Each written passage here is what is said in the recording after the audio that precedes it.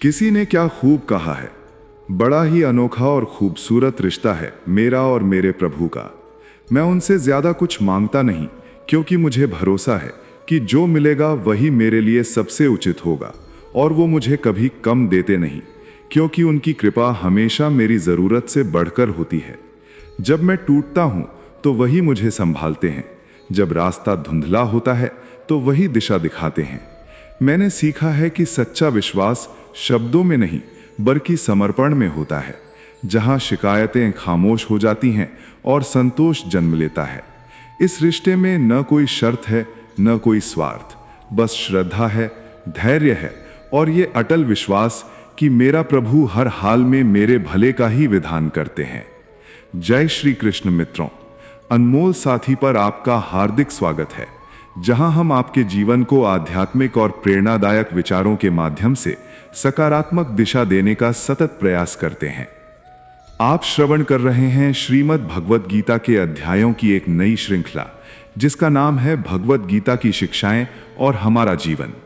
आज हम बात करेंगे श्रीमद् भगवद गीता के 9वें अध्याय की और समझेंगे कि इस अध्याय से हमें क्या क्या ज्ञान और प्रेरणाएं मिलती हैं, वो भी बहुत ही सरल भाषा और सहज शब्दों में। यदि ये दिव्य यात्रा आपको प्रेरणादायक लगे तो इसे शेयर करके अवश्य आगे बढ़ाएं और कमेंट में जय श्री राधे कृष्ण लिखकर अपनी श्रद्धा भी प्रकट करें। भगवद गीता का 9वां अध्याय, जिसे राजविद्या राजगुह्य योग कहा गया है, भक्ति और दिव्य ज्ञान का अत्यंत गूढ़ तथा मधुर अध्याय है। इस अध्याय में श्री कृष्ण अर्जुन को बताते हैं कि ये ज्ञान सभी विद्याओं में श्रेष्ठ और सभी रहस्यों में सबसे पवित्र है, जिसे समझकर मनुष्य सहज ही संसार के बंधनों से मुक्त हो सकता है। भगवान स्पष्ट करते हैं कि संपूर्ण सृष्टि उन्हीं से उत्पन्न होती है, उन्हीं में स्थित रहती है और अंततः उन्हीं में लीन हो जाती है। फिर भी वे कर्मों से अलिप्त रहते हैं। इस अध्याय का सबसे सुंदर संदेश ये है कि भगवान को पाने के लिए किसी बाहरी आडंबर की नहीं, बल्कि निष्कलंक भक्ति की आवश्यकता है। यदि कोई प्रेम और श्रद्धा से उन्हें पत्र, पुष्प, फल या जल भी अर्पित करता है तो वे उसे स्वीकार करते हैं। श्री कृष्ण ये भी आश्वासन देते हैं कि जो भक्त पूर्ण श्रद्धा से उनका स्मरण करता है, उसकी रक्षा स्वयं भगवान करते हैं और उसका कभी पतन नहीं होने देते। ये अध्याय मन में ये दृढ़ विश्वास स्थापित करता है कि ईश्वर की कृपा सबके लिए समान है और सच्ची भक्ति ही जीवन का सर्वोच्च मार्ग है। दोस्तों, जैसा कि आप जानते हैं कि श्रीमद् भगवद गीता में कुल 18 अध्याय हैं और आज हम इस अनंत ज्ञान गंगा का आधा रास्ता तय करने वाले हैं। हमारा पूरा प्रयास है कि हम आप तक सरल से सरल तरीके से इस ज्ञान को पहुंचा सकें। फिर भी ऐसा अनुभव में आता है कि कई लोगों को लगता है कि वो भगवद गीता को सही से समझ नहीं पा रहे हैं और वो इस ज्ञान यात्रा को अधूरा ही छोड़ देते हैं। लेकिन हमें ये जानना चाहिए कि भगवद गीता भगवान का दिया हुआ बहुत ही गहरा और रहस्यमयी ज्ञान है, जो आसानी से या पहली ही बार में समझ में नहीं आता है। इसलिए इसे अच्छे से समझने के लिए हमें इसका बार बार अध्ययन करना पड़ता है। जब हम इसे बार बार सुनते हैं, पढ़ते हैं, इसका अध्ययन करते हैं, तब जाकर हमारी बुद्धि के द्वार खुलते हैं और हमें भगवत कृपा प्राप्त होने लगती है। इसलिए धैर्य और भक्ति के साथ इस गीता ज्ञान को ध्यान पूर्वक सुने और इसे समझने का प्रयास करें। श्रीमद् भगवद गीता के 8वें अध्याय में हमने जाना कि भगवान क्या हैं और उनको कैसे प्राप्त किया जा सकता है। देवता कौन होते हैं, आध्यात्म क्या होता है, ये संसार कैसे चलता है और क्यों हमें आज से ही कठिन परिश्रम में लग जाना चाहिए। श्रीमद् भगवद गीता के 9वें अध्याय में हम जानेंगे कि भगवान की परम महिमा क्या है। जब हम अलग अलग देवताओं की पूजा करते हैं तो उससे क्या होता है? क्या एक पापी भी भगवान की भक्ति कर सकता है? और मनुष्य जीवन का परम लक्ष्य क्या है? मित्रों, 7वें और 8वें अध्याय में भगवान श्री कृष्ण ने भक्ति को योग प्राप्त करने का सरल साधन और योग की उत्तम पद्धति बताया था। 9वें अध्याय में उन्होंने अपनी परम महिमा का व्याख्यान किया है, जिससे विस्मय, श्रद्धा और भक्ति उत्पन्न होती है। वे ये बोध कराते हैं कि यद्यपि वे अर्जुन के सम्मुख साकार रूप में खड़े हैं, किंतु उन्हें मनुष्य के रूप में मानने की दुर्भावना धारण नहीं करनी चाहिए। वे स्पष्ट कहते हैं कि वे समस्त प्राकृतिक शक्तियों के अध्यक्ष हैं और सृष्टि सृजन के आरंभ में अनगिनत जीवों के जीवन रूपों को उत्पन्न करते हैं और प्रलय के समय उन्हें वापस अपने में विलीन कर लेते हैं। सृष्टि के अगले चक्र में वे उन्हें पुनः प्रकट करते हैं। जिस प्रकार शक्तिशाली वायु सभी स्थानों पर प्रवाहित होती है और सदैव आकाश में स्थित रहती है, उसी प्रकार सभी जीव भगवान में निवास करते हैं।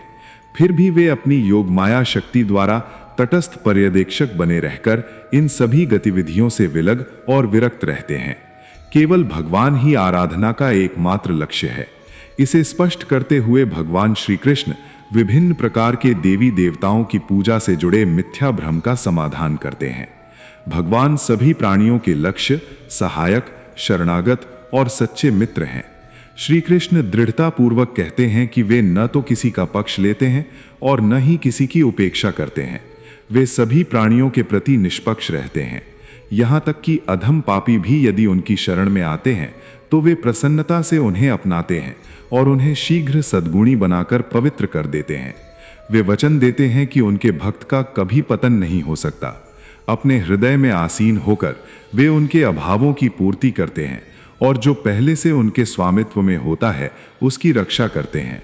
इसलिए हमें सदैव उनका ही चिंतन और आराधना करनी चाहिए तथा मन और शरीर को पूर्णतया उनके प्रति समर्पित कर उन्हें अपना परम लक्ष्य बनाना चाहिए। 9वें अध्याय के प्रथम श्लोक में भगवान श्री कृष्ण कहते हैं, इदम तुते गुह्यतमम प्रवक्ष्यामि नसूयवे ज्ञानम विज्ञान सहितम यद जात्वा मोक्षसे अशुभात। अर्थात, हे अर्जुन, क्योंकि तुम मुझसे ईर्ष्या नहीं करते, इसलिए मैं तुम्हें विज्ञान सहित परम गुह्य ज्ञान बताऊंगा, जिसे जानकर तुम भौतिक जगत के कष्टों से मुक्त हो जाओगे।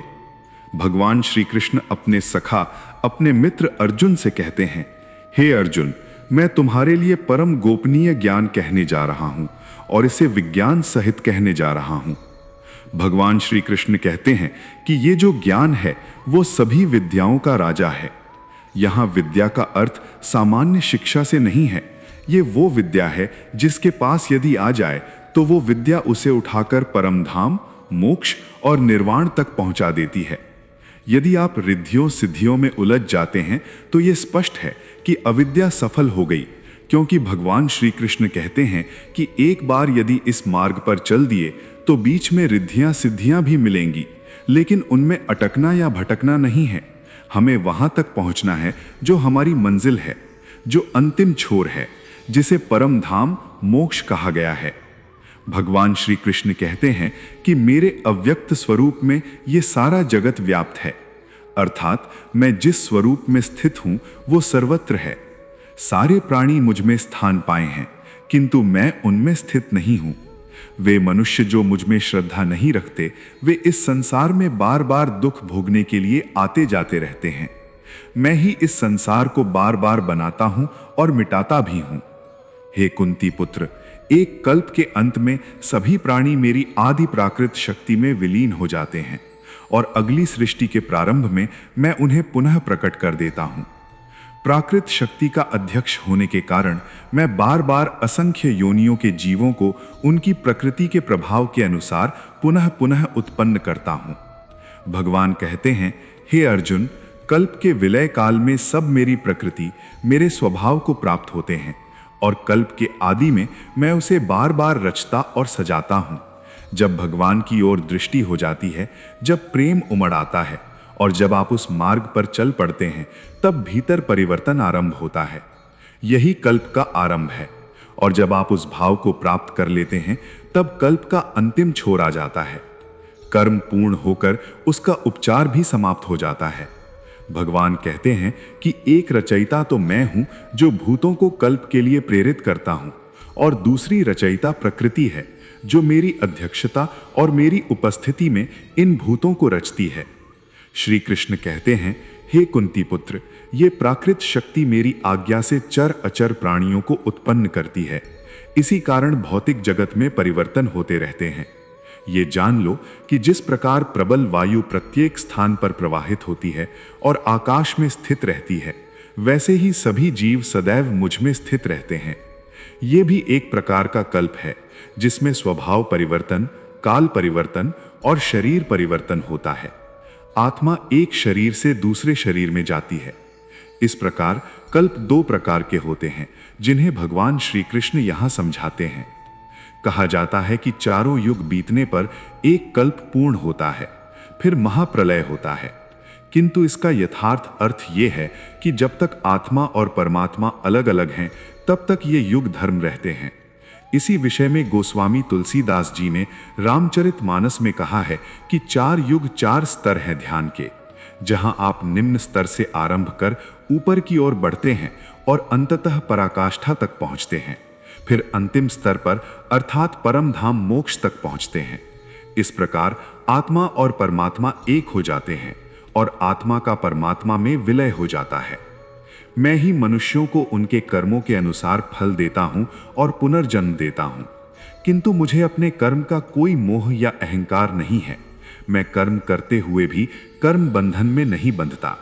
सब कुछ करके भी मैं ये नहीं मानता कि मैं कुछ करता हूं। मेरी माया के जाल में फंसे मुझे न समझने वाले, व्यर्थ आशाएं रखने वाले लोग इसी संसार में फंसे रह जाते हैं। आगे भगवान श्री कृष्ण कहते हैं कि बहुत से लोग मुझे और मेरे स्वरूप को समझ नहीं पाते। मित्रों, कहा गया है, जाकी रही भावना जैसी, प्रभु मूर्ति देखी तिन तैसी।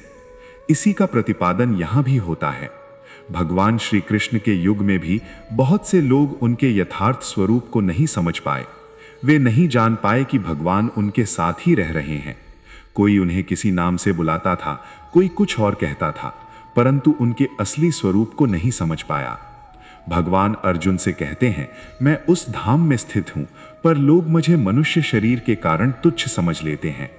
उनका दोष भी नहीं है, क्योंकि जो वे देखते हैं वही उन्हें दिखाई देता है।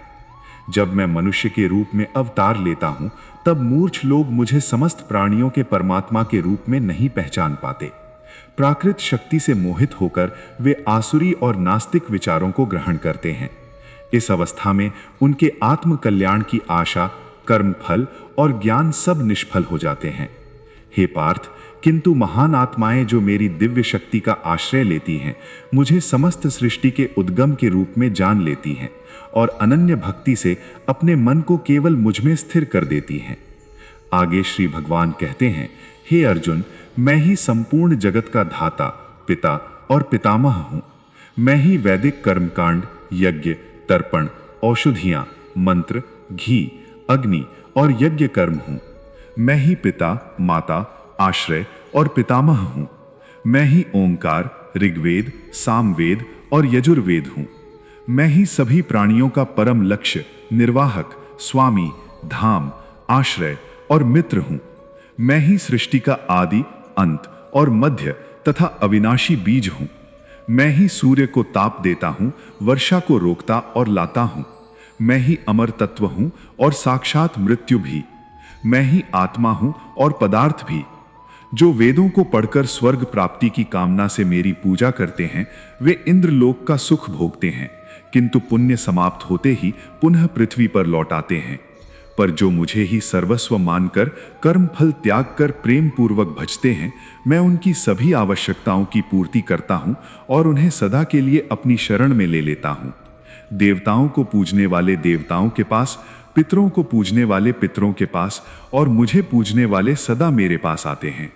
इसलिए हे अर्जुन, जो कुछ तुम खाते हो, दान देते हो, तप करते हो या कर्म करते हो, सब मुझे अर्पित करके करो। इस प्रकार तुम मुझे ही प्राप्त करोगे। मेरे लिए प्रिय अप्रिय सब समान है। चाहे कोई कितना भी दुराचारी क्यों न हो, स्त्री हो या पुरुष, राजा हो या भिखारी, यदि वो मुझ में आसक्त हो जाए तो इस भवसागर से तर जाता है। इसलिए यदि तुम भी मुझ में समर्पित रहोगे तो निश्चय ही मुझे ही प्राप्त करोगे। मित्रों, यहाँ भगवान श्री कृष्ण अत्यंत स्पष्ट रूप से ये समझाते हैं कि जिन मनुष्यों की रुचि केवल वैदिक कर्मकांडों और फल की इच्छा से किए गए यज्ञ अनुष्ठानों में होती है, वे अपने पुण्य कर्मों के बल पर देवताओं के लोक अर्थात स्वर्ग को तो प्राप्त कर लेते हैं, किंतु जब उन पुण्यों का क्षय हो जाता है तब उन्हें फिर से इस पृथ्वी लोक में लौटना ही पड़ता है। ये सुख स्थायी नहीं बल्कि क्षणिक होता है। इसके विपरीत जो मनुष्य परम प्रभु की शुद्ध और निष्काम भक्ति में तल्लीन रहते हैं, वे जन्म मृत्यु के इस चक्र से ऊपर उठकर भगवान के परम धाम को प्राप्त करते हैं। इसलिए श्री कृष्ण विशुद्ध भक्ति को सर्वोत्तम बताते हुए उसकी महिमा का गान करते हैं। ऐसी भक्ति में अहंकार और अपेक्षा का कोई स्थान नहीं होता। उसमें तो जो कुछ हमारे पास है, मन, बुद्धि, कर्म और जीवन, सब कुछ भगवान को समर्पित कर उनकी इच्छा में पूर्ण रूप से एकनिष्ठ होकर जीना ही साधना बन जाता है। जब जीवन इस भाव से चलता है, तब कर्म हमें बांझते नहीं बल्कि मुक्त करते हैं, और इसी शुद्ध भक्ति के माध्यम से हम भगवान के साथ उस गूढ़, अटूट और शाश्वत संबंध को प्राप्त कर लेते हैं जो जीवन का परम लक्ष्य है। दोस्तों, भगवान श्री कृष्ण का ये कथन कि जो जिसकी पूजा करता है मैं उसे उसी से जोड़ देता हूँ, केवल पूजा तक सीमित नहीं है, बल्कि ये जीवन की दिशा तय करने वाला गूढ़ सत्य है। वास्तव में हम जिन लोगों की संगत में रहते हैं, जिन विचारों को रोज सुनते और अपनाते हैं, वही धीरे धीरे हमारी सोच, हमारा स्वभाव और हमारा भविष्य गढ़ते हैं। नकारात्मक सोच रखने वाले लोगों के साथ रहने से मन में भी शंका, भय और असफलता की भावना घर करने लगती है, जिससे हमारा आत्मविश्वास कमजोर पड़ जाता है। इसलिए आवश्यक है कि हम ऐसी संगत से दूर रहें और उन लोगों के निकट रहें जो सकारात्मक सोच रखते हैं, जिनके जीवन में कोई उद्देश्य है और जो सही मार्ग पर चलने का साहस रखते हैं। ऐसे लोगों का सम्मान करना चाहिए, क्योंकि भले ही आज वे साधारण दिखें, लेकिन उनकी सही भावना और सही दिशा उन्हें एक दिन अवश्य मंजिल तक पहुंचाती है। जैसा कि भगवान ने कहा है, जैसी भावना वैसा ही फल। इसलिए यदि हमारे विचार शुद्ध हों, संगत सही हो और मार्ग सच्चा हो, तो सफलता और सिद्धि अपने आप हमारे जीवन में प्रकट होने लगती है। मित्रों, आपको इस अध्याय से क्या सीखने को मिला, कमेंट में जरूर लिखें। अगर आपको हमारा प्रयास पसंद आया हो तो इसे लाइक करें और अपने परिजनों के साथ अधिक से अधिक शेयर करें। और ऐसे ही ज्ञानवर्धक वीडियो देखने के लिए हमारे चैनल को सब्सक्राइब करें और घंटी का बटन भी दबाएं। अंत तक मुझे सुनने के लिए आपका बहुत बहुत धन्यवाद। अगर भगवद गीता की इस व्याख्या में मुझसे कोई भी त्रुटि हो गई हो तो मैं क्षमा प्रार्थी हूँ। मिलते हैं जल्दी ही श्रीमद् भगवद गीता के 10वें अध्याय की ऐसी ही आसान और सरल व्याख्या के साथ। तब तक के लिए अपना ध्यान रखें, स्वस्थ रहें, प्रसन्न रहें। जय श्री राधे कृष्ण। राधे राधे।